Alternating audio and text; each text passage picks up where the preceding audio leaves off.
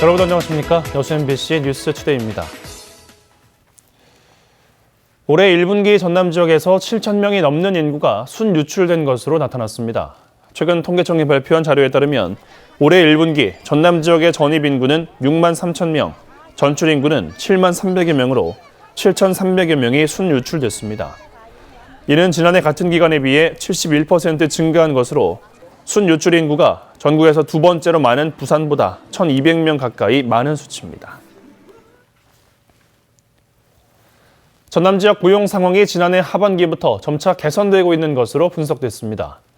전남도에 따르면 호남지방통계청의 2019년 3월 광주 전남 고용 동향 분석 결과 올해 1분기 전남의 고용률은 61.9%로 전년 같은 기간보다 1.5%포인트 올랐고 실업률은 지난해 대비 1.4%포인트가 줄었습니다. 특히 올 1분기 취업자는 지난해 대비 2만 2천 명이 늘었고 실업자는 지난해 대비 1만 2천 명이 줄었습니다. 전남도는 GS칼텍스, LG화학, 포스코 EMS 등 윈선 7기 이후 이뤄진 8조 원대 투자 유치와 함께 공급 일자리 증가에 따른 성과로 분석하고 있습니다. 2019년 대한민국 균형발전 박람회가 순천으로 유치됐다는 소식 전해드렸습니다. 대도시가 아닌 지역 소도시에서는 처음으로 오는 9월 개최되는데 남해안 남중권의 공동 의제 발굴이 과제로 떠오르고 있습니다. 박민주 기자입니다. 문재인 정부 출범 이후 지방분권과 지역균형발전은 주요 국정운영 방향입니다. 지방분권을 통한 지역 간 불균형을 바로 잡겠다는 겁니다. 균형발전에 대한 논의의 장으로 오는 9월 대한민국 균형발전 박람회가 순천에서 열립니다. 중앙부처와 17개 광역 시도가 참여하는데 올해 처음으로 대도시가 아닌 지역 중소도시에서 개최됩니다. 관건은 수도권과 차별화된 남해안 벨트, 이른바 남중권의 부각입니다. 행정 수도를 중부권으로 이전하는 것만으로는 지역 균형 발전에 한계가 있는 현실에서 지역을 특화할 수 있는 부분에 혁신적인 투자와 관심이 필요하며 때문에 여수, 순천, 광양 3개 시가 참여하고 있는 광역행정예배에 공동의제 발굴이 과제로 떠오르고 있습니다. 영호남 9개 시군이 참여하고 있는 남중권 발전협의회에 광역권 논의도 필요하다는 겁니다.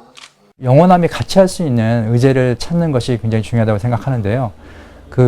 남해안권 관광도로 개설 사업 같은 경우에는 영호남이 같이 할 수 있는 좋은 사업이 될 수 있고요. 박람회를 통해 국가정원과 순천 에코에듀 센터를 잇는 마이스 산업의 교두보 확보도 앞으로 고민입니다. 국내 최대 정책 박람회로 알려진 대한민국 균형발전 박람회. 역대 정권마다 부각됐던 남중권이 균형발전의 중심지가 될 수 있을지가 앞으로 관건입니다. MBC 뉴스 박민주입니다. 어젯밤 8시 30분쯤 전남 여수시 만흥동의 한 사료 공장에서 불이 났습니다. 이 불로 공장 한 동과 양식장 사료로 쓰이는 참치 부산물 2,000톤이 불에 탔으며 출동한 소방관 250여 명에 의해 1시간 30분 만에 꺼졌습니다. 경찰은 알이 박는 대로 소방당국과 함께 합동 감식을 진행해 정확한 화재 원인과 재산 피해 규모를 조사할 계획입니다. 공약 실천 감시에 집중해 활동하는 전국 단위 시민단체가 공약 실천 계획이 우수한 전남 지역 도시로 여수와 나주를 선정했습니다. 한국 매니페스토 실천본부는 지난 2달간 서면 자료와 홈페이지 검색을 통해 전국 지자체의 공약 실천 계획을 평가한 결과 전남 지역 시 단위 가운데 최고 등급인 SA급으로 여수시와 나주시를, A등급으로 목포시를 선정했습니다. 본부 측은 실천 계획의 전체적인 구성도와 민주성, 투명성을 중심으로 평가했으며 총점 80점 이상인 SA 등급으로 전국 시 단위 도시 가운데 15군데를 뽑았다고 밝혔습니다.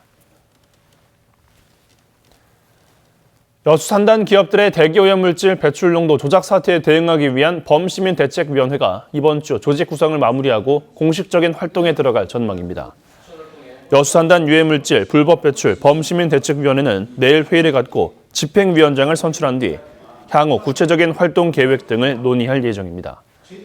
지역 정치권과 노동, 시민단체 등은 대기오염물질 불법 배출 사태에 공동 대응하기 위해 지난 25일 범시민대책위원회를 구성했으며 현재 참여단체를 추가 모집하고 있습니다.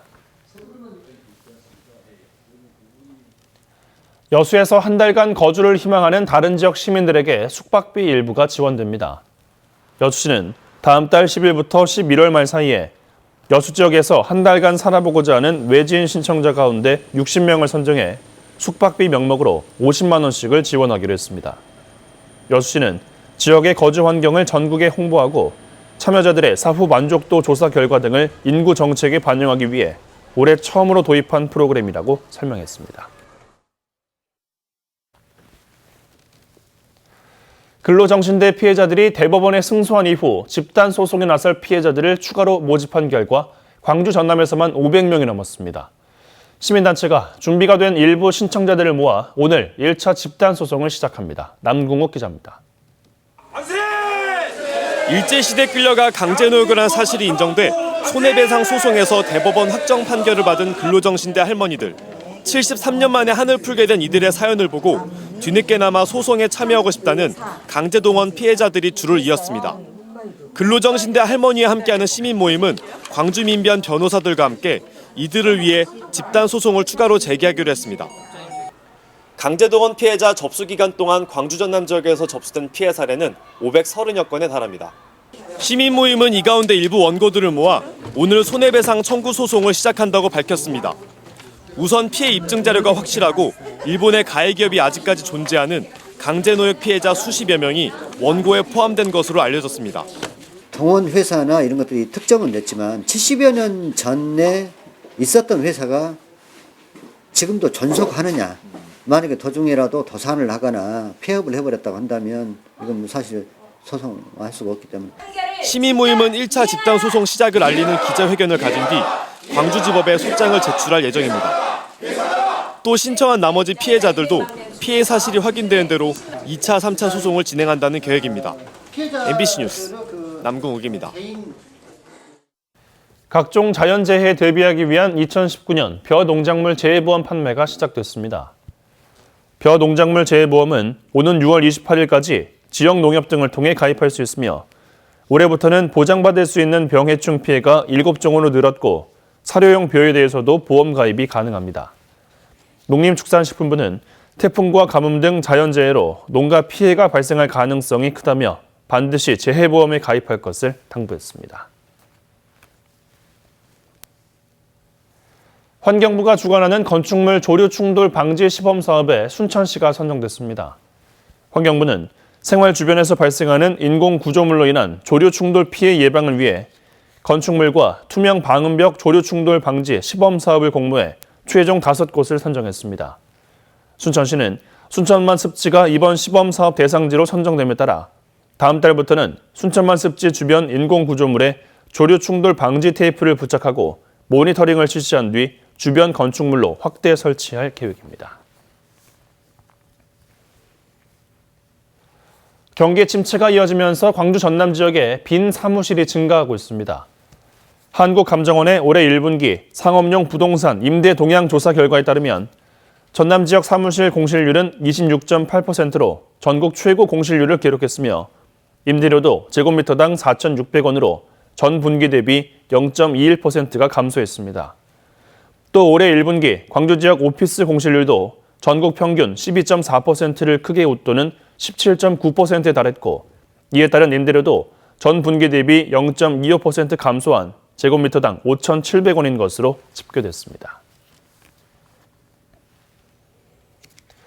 지역 청년들의 의견을 시정에 반영하기 위한 여수 청년 활동가 활동이 올해 들어 3기로 이어집니다. 여수시는 다음 달 3일까지 지역에 거주하는 39세 이하 청년 연령층의 신청을 받아 복지와 일자리 창출, 문화 등 3개 분야에 각각 10명씩 30명의 활동가를 선발하기로 했습니다.